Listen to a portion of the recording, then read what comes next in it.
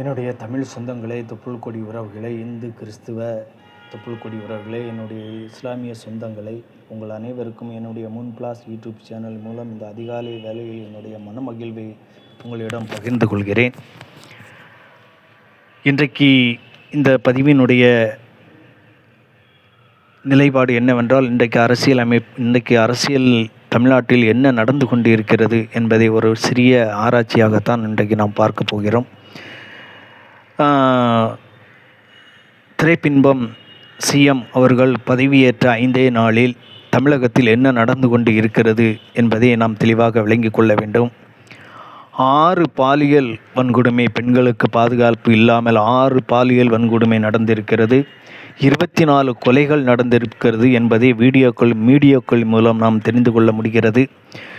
கடந்த காலத்தில் திமுக ஆட்சியில் இது நடக்கவில்லையா என்று சொல்லி கூட கேட்கலாம். நடந்தது, இல்லை என்று சொல்வதற்கில்லை. ஆனாலும் அவ்வப்போது அன்றைய அரசு அதற்கு மிகப்பெரிய சட்ட நடவடிக்கைகளை எடுத்தது. ஆனால் இன்றைக்கு சிஎம்மாக இருக்கக்கூடிய திரைப்பின்பம் கடந்த திமுக ஆட்சியை பார்த்து கேள்வி கேட்டார். திமுக ஆட்சியில் இவ்வளவு வன்கொடுமை, சட்ட சீர்கேடு எல்லாம் நடக்கிறதே, திமுக இதை இதற்கு என்ன பதில் சொல்லப் போகிறது?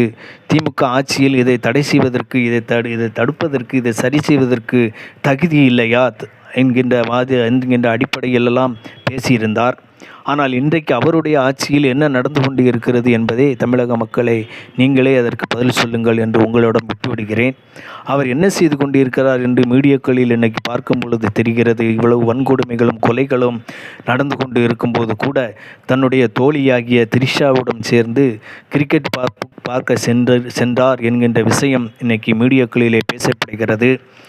இப்படியெல்லாம் நடந்து கொண்டு இருக்கும்போது இவர் இந்த செயலை செய்துவிட்டு இதை மடைமாற்றம் செய்வதற்காக தமிழக மக்களின் மீது மிகப்பெரிய பற்றுதலும், மிகப்பெரிய ஒரு பாசமும், தமிழக மக்களை பாதுகாக்கும் அளவிற்கு மிகப்பெரிய ஒரு எண்ணமும் கொண்டவர் என்கின்ற ஒரு புதிய பிம்பத்தை உருவாக்குவதற்காக மதிய உணவை சட்டமன்றத்தில் அமர்ந்து அவர் உட்கார்ந்து சாப்பிடுவதைப் போல ஒரு வீடியோவை கிரியேட் பண்ணி இன்றைக்கு மீடியாக்களிலே அது வெளிவந்து கொண்டு இருக்கிறது. இதெல்லாம் எந்த அளவுக்கு ஒரு மேலே நடந்திருக்கக்கூடிய 6 பாலியல் கொடுமைகள், 24 கொலைகள், இதெல்லாம் மடைமாற்றம் செய்வதற்காக செய்யப்பட்ட ஒரு திரைப்பட நடிகருக்கு ஒரு திரைக்கதை வசனம் போல தான் இது அமைந்திருக்கிறது என்பதை நாம் விளங்கிக் கொள்ள முடிகிறது. அதேபோல் தமிழகத்தில் திமுக ஆட்சியில் துப்புரவு தொழிலாளர்களுக்காக அரசு காலை உணவை வழங்கியது. ஒரு நாட்டில் துப்புரவு தொழிலாளர்கள் இல்லை என்று சொன்னால் நிச்சயமாக அந்த நாடு ஒரு நல்ல சுகாதாரத்தோடு வாழ முடியாது என்பதை மக்களே நாம் உணர்ந்து கொள்ள வேண்டும். எல்லா நாட்டிலும் ஒரு நாடு சுகாதாரமாக இருக்க வேண்டும் என்று சொன்னால் துப்புரவு தொழில் செய்யக்கூடியவர்களை நாம் மதிக்க வேண்டும், அவர்களை கண்ணியப்படுத்த வேண்டும். அவர்களால் தான் சுகாதாரமாக நம்மளால் வாழ முடியும். இல்லை என்றால் வாழ முடியாது என்பதை நாம் விளங்கி கொண்டு அந்த மக்களை நாம் கண்ணியப்படுத்த வேண்டும். எனக்கெல்லாம் அவர்கள் மீது அளவு கடந்த அன்பும் பாசமும் நேசமும் அதையும் தாண்டி கண்ணியமும் இருக்கிறது. அவர்களால் தான் நாம் சுகாதாரமான முறையில் நாம் வாழ்ந்து கொண்டு இருக்கிறோம். இல்லை என்றால் பலவிதமானப்பட்ட நோய் கிருமிகளுக்கு ஆளாக்கப்பட்டு தமிழக மக்கள் பல சீரழிவுகளை அழிய வேண்டிய நிலைக்கு தள்ளப்படக்கூடிய சூழ்நிலை ஆயிருக்கும் என்பதை நாம் கருத்தில் கொண்டு இனி உள்ள காலங்களிலும் இந்த துப்புரவு தொழிலாளர்களால் தான் நாம் நிம்மதியாக வாழ முடியும், சுகாதாரமாக வாழ முடியும் என்பதை உணர்ந்து கடந்த தமிழக அரசு திமுக அரசு அவர்களுக்கு காலை உணவை ஏற்படுத்தி கொடுத்திருந்தது. ஏன் என்று சொன்னால் அவர்கள் அதிகாலையில் எழுந்து வருகின்ற காரணத்தினால் அவர்கள் காலை உணவு சில நேரங்களில் சாப்பிட முடியாமல் பசியும் பட்டினியுமாக வாடுகிறார்கள் என்பதை தெரிந்து காலை உணவை கடந்த திமுக அரசு ஏற்பாடு செய்திருந்தது. அந்த மக்கள் அதை மகிழ்ச்சியோடு ஏற்றுக்கொண்டு அதை உண்டு ஆரோக்கியமாக இருந்தார்கள். ஆனால் இன்றைக்கு இருக்கக்கூடிய திரைப்பின்பம் ஆட்சி அதை ரத்து செய்து விட்டதாக வீடியோக்களில் செய்திகள் பேசப்படுகிறது. இது ஒரு பக்கம் இருக்க, நீட்டுக்கு எதிராக மாணவர்கள் போராட்டம் இந்தியா முழுவதும் தொடங்கி இருக்கிறது. அந்த அடிப்படையில் தமிழ்நாட்டில் கடந்த திமுக ஆட்சியில் மாணவர்களுக்கு நீட்டுக்கு எதிராக எவ்வளவு பிரச்சனைகளை தமிழக அரசு முன்னெடுத்தது, எவ்வளவு போராட்டங்களை சந்தித்தது என்பதெல்லாம் நமக்கு நன்றாக தெரியும். ஆனால் இன்றைக்கு இருக்க திரைப்பிம்பத்தின் ஆட்சியிலே மாணவர்கள் வன்கொடுமையாக்கப்பட்டு பெண்களெல்லாம் மிக கேவலமான நிலைக்கு தள்ளப்பட்டு, பெண் மாணவர்கள் மிக கேவலமான நிலைக்கு தள்ளப்பட்டு, அவர்களுடைய உடலில் இரத்த காயம் ஏற்படும் அளவிற்கு, அவர்கள் ஆடைகளை கிழித்து சேதப்படுத்தும் அளவிற்கு இன்றைக்கி அனாச்சாரங்களை இந்த திரைப்பின்பம் சிஎம்னுடைய போலீஸார்கள் செய்திருக்கிறார்கள் என்பது இன்றைக்கு மிக ஒரு கேவலமான நிலையை தமிழ்நாட்டில் நாம் காண முடிகிறது. இதுதான் தமிழ்நாட்டு மக்களை பார்த்து கேட்கிறேன். இப்படித்தான் நடக்க வேண்டும், இதற்காகத்தான் நீங்கள் ஆட்சி மாற்ற வேண்டும் என்று நீங்கள் எல்லாம் சொல்லியிருந்தீர்களா? இப்படித்தான் நினைத்து கொண்டு இருந்தீர்களா? நீங்களும் உங்களுடைய பிள்ளைகளும் நிம்மதியாக வாழ்வதை நீங்கள் விரும்பவில்லையா? அப்படிப்பட்ட எண்ணமெல்லாம் உங்களுக்கு இல்லையா என்பதைத்தான் தமிழ்நாடு மக்களுக்கு நான் கேள்வியாக முன்வைக்கிறேன். நீங்களே பதில் கூறுங்கள். அதேபோல் சென்னை புதுவண்ணாரைப்பேட்டையை சேர்ந்த தாவேகா ஆதரவாளர் ஒருவர் தன்னுடைய வீட்டில் கஞ்சா செடியை வளர்க்கிறார். இது தெரிந்து போலீஸார் அவரை கைது செய்ய போகிறது. அப்போது அந்த மது விலக்கு சட்டத்தை சேர்ந்த அந்த பிரிவை சேர்ந்த போலீஸார் அவரை கைது செய்ய போகும்போது அந்த கஞ்சா செடியை வளர்த்தவர் சொல்லுகிறார், இந்த கஞ்சா செடி வளர்த்தார் என்ன சார், இதனால் என்ன பிரச்சனை? நான் இதை சாதாரணமான ஒரு செடியாக, கஞ்சா செடியாக நான் நினைக்கவில்லை, இதை என்னுடைய தெய்வமாக நினைக்கிறேன், அது ஒரு தெய்வமாக நான் அதை வளர்க்கிறேன், இப்படி வளர்ப்பதனால் உங்களுக்கு என்ன பிரச்சனை என்கின்ற அந்த போலீஸாரை பார்த்து கேள்வி கேட்கக்கூடிய அளவுக்கு இன்றைக்கி தமிழ்நாடு கேவலமான நிலைமைக்கு போய்கொண்டு இருக்கிறது என்பதை மக்கள் உணர்ந்து கொள்ள வேண்டும். இந்த போதைப்பொருள் சட்டத்தின் அடிப்படையில் இந்திய அரசியலமைப்பு சட்டம் என்ன சொல்கிறது என்று சொன்னால், ஒரு தனிப்பட்ட நபர் காடுகளிலோ அல்லது அவருக்கு சொந்தமான விளைநிலங்களிலோ இல்லை வீடுகளிலோ வளர்ப்பதற்கு இந்திய அரசியலமைப்பு சட்டத்தில் தடை செய்யப்பட்டு இருக்கிறது. இந்த அரசியல் அறிவு கூட இல்லாத ஒரு தாவேகா பிரமுகர் இப்படி கேள்வி கேட்டிருக்கிறார், போலீஸை பார்த்து கேள்வி கேட்டிருக்கிறார் என்று சொன்னால், போலீஸினுடைய அதிகாரங்கள் இந்த நாட்டில் இப்படி சீர்குலைக்கப்பட்டால் எப்படி அவர்கள் மக்களை காப்பாற்ற முடியும், சட்ட ஒழுங்குகளை காப்பாற்ற முடியும் என்ற கேள்வியும் இருக்கிறது. ஏனால் அவர்களுக்கு கொடுக்கக்கூடிய கண்ணியங்கள் கொடுக்கப்பட வேண்டும்.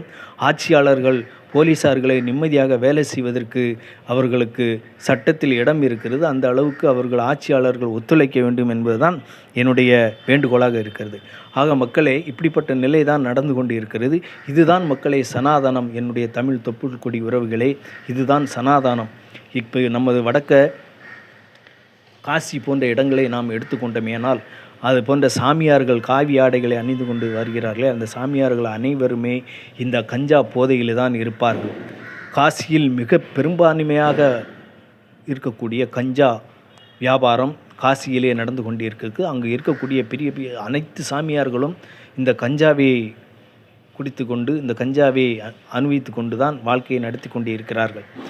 ஆக இதுதான் சனாதனம். அவர் என்ன சொன்னார்? நான் இதை ஒரு தெய்வமாக நினைக்கிறேன், இதை நான் ஒரு செடியாக, சாதாரணமான செடியாக நினைக்கவில்லை, ஒரு தெய்வமாக நினைக்கிறேன். எப்பேற்பட்ட ஒரு கேடுகட்ட ஒரு கேள்வி இது! இவங்கெல்லாம் எங்கேருந்து வந்தாங்க அப்படிங்கிற ஒரு கேள்வி. நீங்கள்லாம் எந்த ஊரா, எங்கடா இருந்து வந்தீங்க? எப்படிடா அந்த புனிதமான தமிழ்நாட்டினுடைய மண்ணை பாழாக்குவதற்கு நீங்கள்லாம் பிறந்து வளர்ந்திருக்கீர்கள் என்ற கேள்வி தான் நம்மளால் கேட்கப்பட வேண்டிய சூழ்நிலைக்கு இன்றைக்கி தமிழகம் தள்ளப்பட்டு இருக்கிறது. அவருடைய வீட்டில் ஒரு பக்கம் தாவேகா கொடி, மறுபக்கம் கஞ்சா செடி. நல்லா தெரிந்து கொள்ளுங்கள், ஒரு பக்கம் தாவேகா கொடி, ஒரு பக்கம் கஞ்சா செடி. இந்த இப்படிப்பட்ட வன்கொடுமை தமிழ்நாட்டில் நடந்து கொண்டு இருக்கிறது.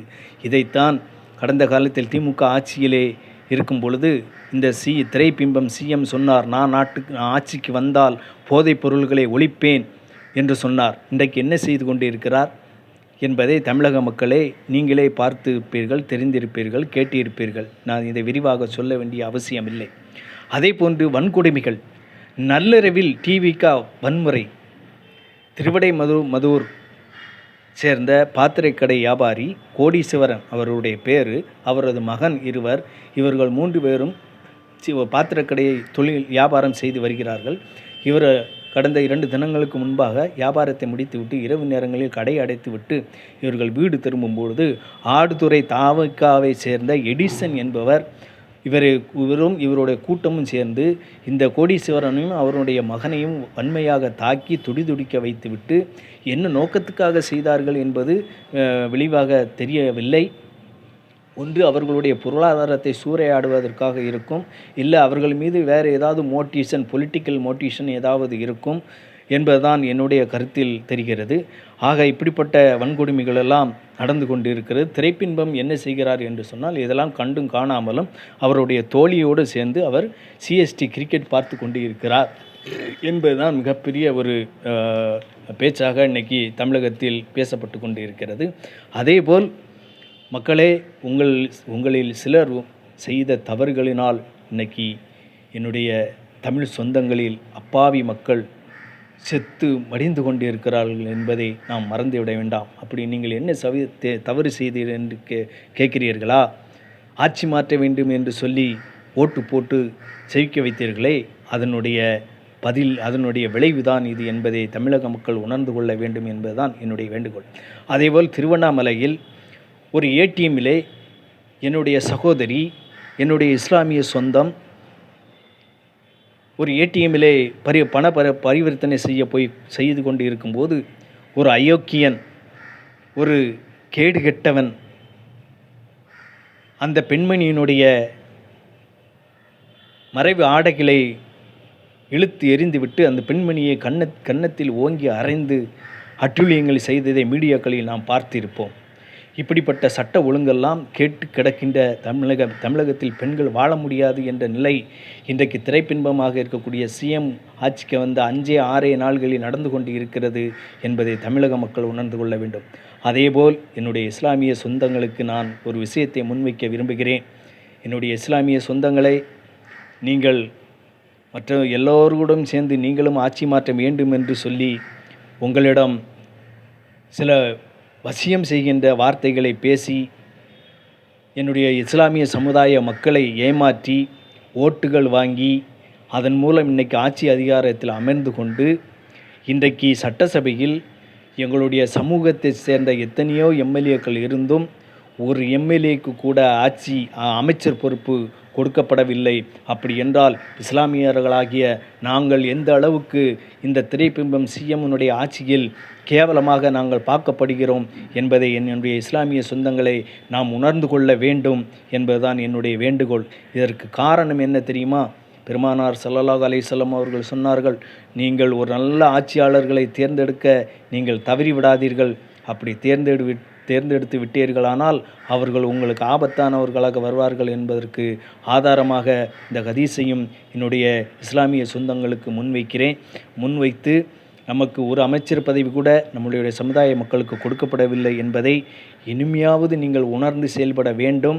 காரணம் என்னவென்றால், அரசியலில் ஆவனா கூட தெரியாத ஒருவரை தேர்ந்தெடுப்பதில் தமிழகத்தில் முஸ்லீம்களுடைய பங்கு அதிகமாக இருக்கிறது என்று சொல்லி இன்றைக்கி நம்மளுடைய தொப்புள் கொடி உறவுகள் மாற்றுமத சமுதாய மக்கள் பேசக்கூடிய அளவுக்கு நம்ம மக்கள் ஒரு நடிகர் மேல் அதிமோகம் கொண்டு தன்னுடைய விலை மதிக்க முடியாத வாக்குகளை செலுத்தி இன்றைக்கி சட்டசபையிலே ஒரு இஸ்லாமிய அமைச்சர் கூட இல்லாத அளவிற்கு தள்ளப்பட்டிருக்கிறார் என்பதை நாம் உணர்ந்து கொள்ள வேண்டும். நம்மளுடைய சமுதாயத்தை ஒரு மனித சமுதாயமாக கூட மதிக்காத நிலைக்கு தள்ளப்பட்டு இருக்கிறார்கள் என்பதை நாம் உணர்ந்து கொள்ள வேண்டும். அதேபோல் இதை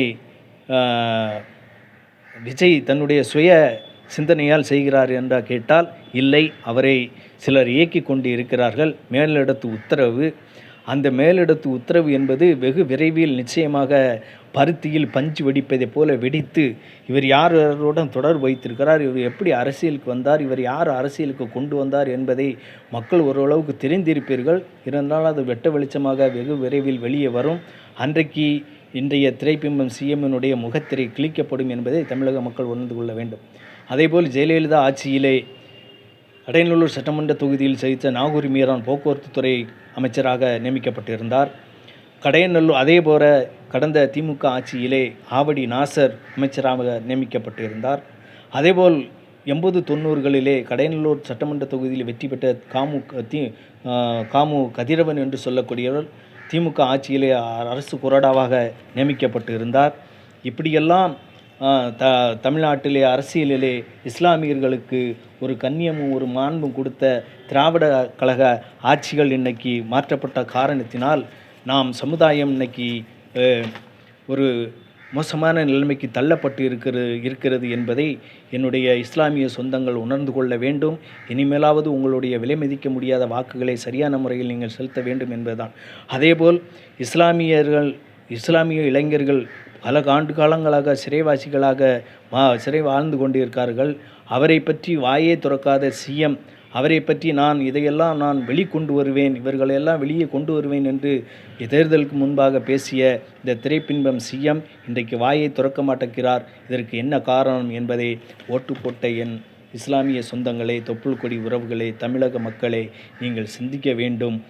இனிமேலாவது நம்மளுடைய நாட்டில் அரசியல் ஆழ்மையும் அரசியல் அனுபவமிக்க தலைவர்களை நாம் தேர்ந்தெடுத்தால்தான் நம் நாட்டு மக்கள், நாமும் நம்மளுடைய சந்ததிகளும் நிம்மதியாக வாழ முடியும் என்பதை உணர்ந்து செயல்பட வேண்டும். இது எப்படிப்பட்ட மண்? பெருந்தலைவர் காமராஜர், பேரறிஞர் அண்ணா, முத்தமிழறிஞர் டாக்டர் கலைஞர், புரட்சித் தலைவர் டாக்டர் எம்ஜிஆர், ஜெயலலிதா போன்ற மிகப்பெரிய ஆளுமைகளெல்லாம் ஆண்ட இந்த புனித பூமியை இன்றைக்கு எப்படிப்பட்ட வடநாடுக்கு ஈக்குவலாக இன்றைக்கி 5-6 நாட்களிலே ஒரு அரசியல் அனுபவம் இல்லாதவரை ஆட்சியில் அமைக்க வைத்த காரணத்தில் நடந்து கொண்டு இருக்கிறது. ஒரு உதாரணத்தை சொல்லி நான் முடித்துக்கொள்கிறேன். கடந்த காலங்களில் போக்குவரத்து துறையிலே ஒவ்வொரு பல்லவன் டிரான்ஸ்போர்ட் கழகம், வீரன் சின்னமலை டிரான்ஸ்போர்ட் கழகம் என்று இருந்த நேரத்தில் அது ஒரு சாதி பிரச்சனையாக மாறி அதை சரி செய்வதற்கு முத்தமிழறிஞர் டாக்டர் கலைஞர் அவர்கள் அரசியல் அனுபவத்தை கொண்டு தமிழக டிரான்ஸ்போர்ட் கழகம் என்று சொல்லி ஒட்டுமொத்தமாக மாற்றினார்கள். அந்த பிரச்சனை தீர்ந்தது. அதுபோல ஒரு தமிழ்நாட்டிற்குள் இன்றைக்கு நடக்கக்கூடிய பிரச்சனைக்கு இன்றைக்கு இருக்கக்கூடிய சிஎம்மால் அது போன்ற ஒரு ஆழ்மை திறன், அரசியல் அறிவு இருக்கிறதா? அரசியல் தந்திரங்கள் இருக்கிறதா? அரசியல் ஆற்றல்கள் இருக்கிறதா? சுயமாக சிந்தித்து மக்களுக்கு நலன் செய்யக்கூடிய, பிரச்சனைகளை தீர்க்கக்கூடிய ஒரு அரசியல் பண்பு இருக்கிறதா? அனுபவம் இருக்கிறதா என்பதை மக்களை நாம் ஒவ்வொருவரும் இன்றைக்கு கேள்வி கேட்க அளவுக்கு தான் தமிழக நாடு போய்கொண்டு தமிழகத்தில் இன்றைக்கு ஆட்சி அமைக்கப்பட்டு இருக்கிறது. அப்படிப்பட்ட எந்த ஒரு அனுபவமும் அரசியல் பண்புகளும் இல்லாத ஒருவரை சிஎம்மாக நாம் இன்றைக்கி தேர்ந்தெடுத்து வைத்து விட்டோம். நாட்டில் வன்கொடுமை நடந்து கொண்டு இருக்கிறது. அதை தடுப்பதற்கு மக்களாகிய நாம் போராட வேண்டிய சூழ்நிலைக்கு தள்ளப்பட்டு இருக்கிறோம். நாம் போராடித்தான் வெல்ல வேண்டும் என்று சொன்னால் தமிழக மக்களை நம் அனைவரும் போராட்டத்தில் இறங்க வேண்டிய சூழ்நிலை வரும்பொழுது அதற்கு நாம் தயாராக இருந்தால்தான் நம்மளுடைய சமூகத்தை காக்க முடியும் என்பதை உணர்ந்தவர்களாக நாம் செயல்பட வேண்டும். இனிமேலாவது நம்மளுடைய விலை மதிக்க முடியாத வாக்குகளை ஒரு நல்ல ஆட்சியாளர்களுக்கு செலுத்தி நாட்டை பாதுகாப்பதற்கு முயற்சிப்போம் என்று சொல்லி என்னுடைய இந்த பதிவை முடிவு செய்கிறேன். நீங்கள் கொடுக்கக்கூடிய என்னுடைய இந்த பதிவுகளை பிறருக்கும் ஷேர் செய்யுங்கள், கமெண்ட் செய்யுங்கள், சப்ஸ்கிரைப் செய்யுங்கள். அதன் மூலமாகத்தான் இது போன்ற அதிகமான விஷயங்களை உங்களோடு அடிக்கடி நான் பகிர்ந்து கொள்வதற்கு ஒரு வாய்ப்பாக இருக்கும் என்பதை உங்களுக்கு தெரியப்படுத்தி கொண்டு இந்த பதிவை நிறைவு செய்கிறேன். மீண்டும் என்னுடைய முன்பிளாஸ் யூடியூப் சேனலில் வேறொரு வீடியோவில் சந்திக்கும் வரை உங்களிடமிருந்து என்னுடைய மனமகிழ்வை தெரிவித்துக் கொண்டுவனாக விடைபெறுகிறேன்.